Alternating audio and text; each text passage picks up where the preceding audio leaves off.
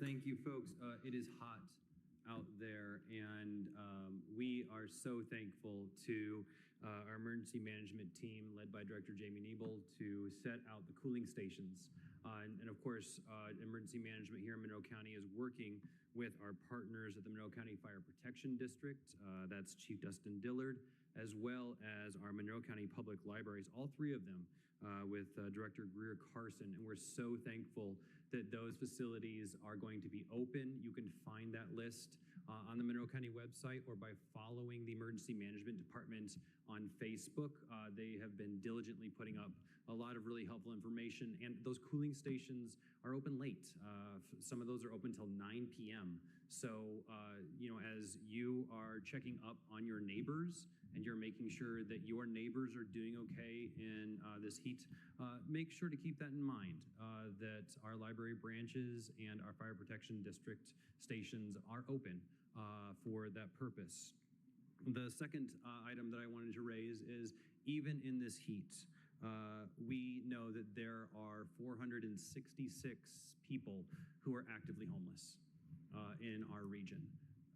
This is heat stroke type weather, and if you cannot cool down, you cannot go to your house with air conditioning like many of us are going to go to tonight, that is a problem.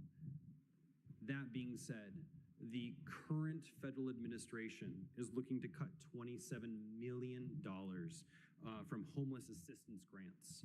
This will directly impact people that are experiencing homelessness in our community. In particular, the most vulnerable. We know that the current action by this corrupt administration is looking to end the housing opportunities for persons with AIDS. They are looking to end funding for the National Homelessness Data Center, and they are also putting at risk rapid rehousing. This allows folks like Beacon to identify those experiencing homelessness and rapidly get them into air conditioning during the summer months, get them into the heating during the winter months, and all of that is at risk. Last year, in this community, we rapidly rehoused 319 people. Let me reiterate that there are 466 people actively homeless.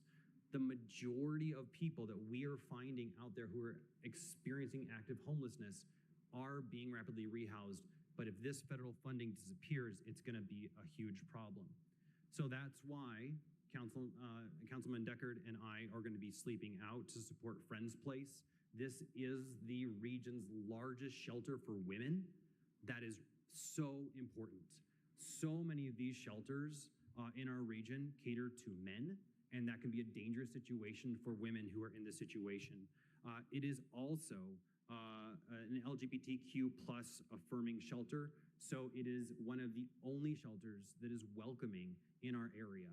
That is incredibly important. So I urge you to not give Councilman Deckard any dollars on the Beacon website and instead invest heavily in Councilman Iversen because I just don't have the tan that Councilman Deckard has. So I need to get out there and work on it. So, but in all seriousness, there are people that are going to be outside tonight. There's going to be people outside tomorrow night, and we need to make sure that we have the resources for them. Thank you, Madam President.